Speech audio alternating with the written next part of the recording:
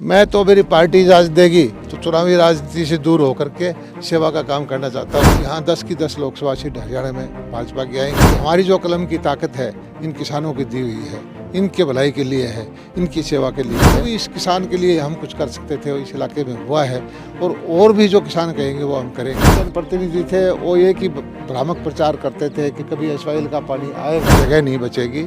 ये 10-12 एकड़ का जो ग्राउंड है ये पूरा लोग भर देंगे। नमस्कार, मैं हूं आपका दोस्त विनोद शर्मा। फिलहाल सिंगानी के उस स्टेडियम में खड़े हैं जहां कल बहुत सारे अन्नदाता आने वाले हैं, क्योंकि इस कार्यक्रम का नाम है अन्नदाता महासम्मेलन। कुछ लोग इसको विशाल कार्यक्रम का नाम दे रहे हैं और आप भिवानी से चलेंगे तो यहां तक हमने देखा कि पोस्टर इतने सारे हैं, सर लोग इतने सारे पहुंच गए। तो ये अन्नदाता सम्मेलन है, ये बड़ा विशाल सच में हो जाएगा। और ख़ास करके आपने सिंगानी को चुना है, उस स्टेडियम को, स्मारक स्थल को चुना है, इसके पीछे क्या विशेषता है? नहीं, ये शहीद स्मारक है। जब नवाब से लड़ाई होती थी तो बहुत सारे लोगों ने शहादत दी थी। इस जगह का बहुत भारी महत्व है और किसानों का हमारा क्षेत्र है ही, और दिन भी हमारा बड़ा शुभ है। चौधरी चरण सिंह जी की जन्मदिन के उपलक्ष्य में सारे देश में राष्ट्रीय किसान दिवस हम मनाते हैं, तो उसी के दिन के ऊपर हम अन्नदाता सम्मेलन आज मना रहे हैं 24 तारीख को। और बड़ा ज़बरदस्त खुशी की लहर है। हमारे ज़िले के लगभग हर गांव से लोग आएंगे।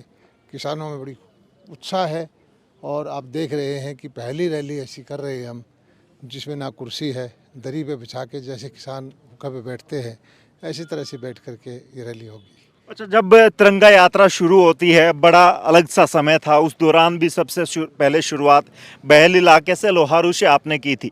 अब भी आपने इतना बड़ा विशाल कार्यक्रम लोहारू से ही, क्योंकि हरियाणा के कृषि मंत्री हैं, लेकिन लोहारू पे इतना खरा विश्वास, यहाँ के लोगों के साथ जुड़ाव, कार्यकर्ता इतने मजबूत नज़र आते हैं कि यहाँ पे भीड़ होना लाजमी हो जाती है, काफ़ी अच्छी खासी भीड़ जुटनी।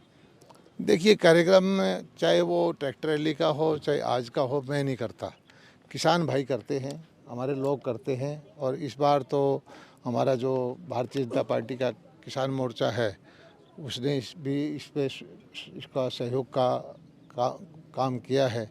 और हमारा ये सारा चित्र दादरी का, बारडा का, तोसाम का, भिवानी का, भवानीखेड़ा का और ये भिवानी पुराना ज़िला है।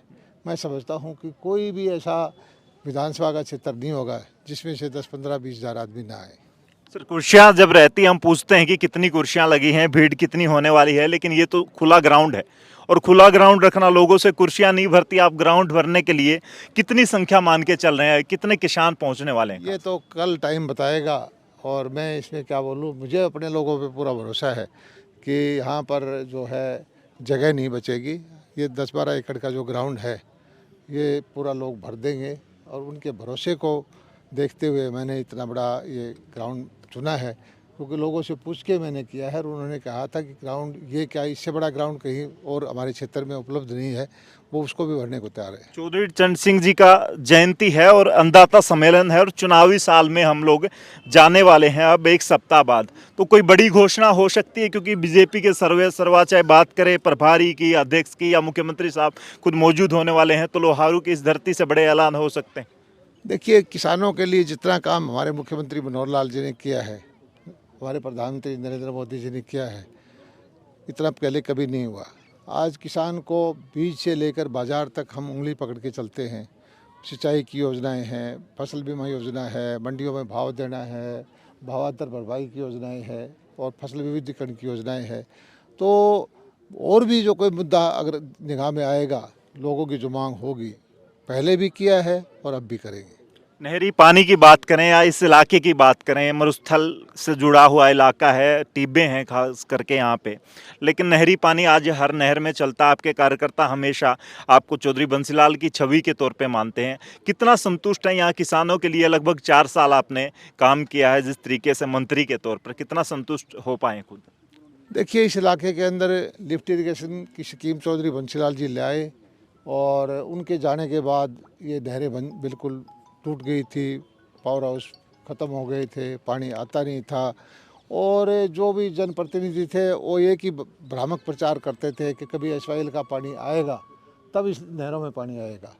लेकिन मैं धन्यवाद करता हूँ हमारे मुख्यमंत्री मनोहर लाल जी का। उन्होंने यहाँ नहीं, पूरे दक्षिण हरियाणा में रेवाड़ी से लेकर के उधर फतेहाबाद तक जो इनका हक था वो देने की कोशिश की है। पहले की सरकारें क्या करती थी, पानी तो हमारा था लेकिन उनको कोई डकैती डलती थी हमारे पानी पर, और यहाँ के लोग जो है दब्बू प्रवृत्ति के थे, वो अपनी आवाज़ नहीं उठा पाते थे। आज यहाँ के लोग भी जागरूक हैं, जनप्रतिनिधि भी जागरूक हैं, और मैं समझता हूँ कि पानी के बगैर जो है किसान कुछ नहीं कर सकता। यहाँ जो ट्यूबवेल थे, आधे गांव ऐसे हैं जिनके अंदर पानी ख़त्म होने लग गया था, 400-500 फुट तक चला गया था और पीछे बिल्कुल जीरो पानी हो गया था, और ऐसी उम्मीद थी किसानों को कि भी जब धरती बंजर हो जाएगी। अब हमने और योजना बनाई कि बारिश में जब पानी ज़्यादा होता है, इन्हीं नहरों के माध्यम से खेतों में टैंक बनाएं, ड्रिप इरिगेशन करें, सोलर के वो बोर लगवाएं, तरह तरह की योजनाएं, जो भी इस किसान के लिए हम कुछ कर सकते थे वो इस इलाके में हुआ है, और भी जो किसान कहेंगे वो हम करेंगे। हमारी धारणा एक है कि हमारी जो कलम की ताकत है इन किसानों की दी हुई है, इनके भलाई के लिए है, इनकी सेवा के लिए है। जो बन सकता है वो करते हैं, झुक के चलते हैं। और कई बात ये कह देते हैं कि थोड़ा सा सख्त बोलता हूँ मैं, भाई हमारी भाषा ऐसी है, इन्हीं में रहते हैं, हमारे भाईचारा भी ऐसा है, भाई भी सख्त बोलते हैं, हम भी सख्त बोलते हैं, लेकिन हमारा हमेशा भाव ही रहता है कि जो भी कुछ कर सकते हैं इन लोगों के लिए करें। 3 राज्यों में सरकार बीजेपी की भारी बहुमत से बनी, 5 राज्यों का जो परिणाम आया उसके बाद ये रैली एक बड़ा ऐलान हो सकता है बीजेपी की तरफ से हरियाणा को खास करके आने वाले चुनाव को देखते हुए।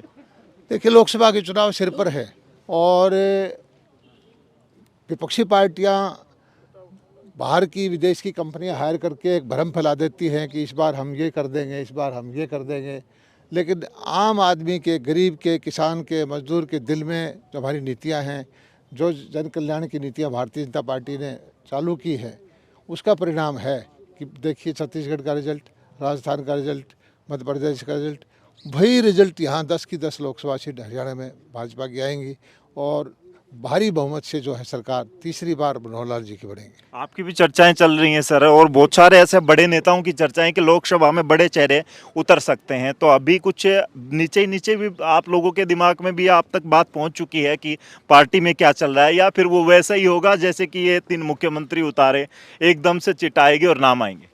मैं तो, मेरी पार्टी इजाज़त देगी तो चुनावी राजनीति से दूर होकर के सेवा का काम करना चाहता हूँ। मेरी कोई इच्छा नहीं है, ना कोई मंत्री बनने की इच्छा है, ना कोई MP बनने की इच्छा है। मैं एक ही चीज़ चाहता हूँ कि मेरे किसान समृद्ध हों, मेरे लोग समृद्ध हों, आम ग्रामीण लोग जो हैं रोज़गार के साधन हों, और इनके लिए जो कुछ कर सके इसी को करके मैं अपना जीवन सफल मानता हूँ। सेवा की बात कही आपने सर, तो संतुष्ट रहे, मतलब कि इन 4 साल के जो कार्यकाल रहा यहाँ पे पानी, बिजली और सड़कों की बात नहीं? ना, संतुष्टि तो कब होगी तो विकास रुक जाता है, संतुष्टि करेंगे तो प्रगति रुक जाती है। संतुष्ट कभी नहीं होंगे, लेकिन थोड़ा बहुत संतोष इस बात का है कि हमने एक रास्ता जो दिखाया है उससे लोगों को फायदा होना शुरू हुआ है। जी, तो फिलहाल हमारे साथ सूबे के कृषि मंत्री JP दलाल मौजूद थे, और आपने देखा ये बड़ा मैदान इन्होंने चुना है और सिंघानी का स्मारक स्थल इन्होंने चुना। आने वाले वक्त में कुछ घंटों के बाद यहाँ पे भारी भीड़ होगी, बहुत सारे किसान होंगे, और बीजेपी का एक ट्रेलर हो सकता है आने वाले वक्त में।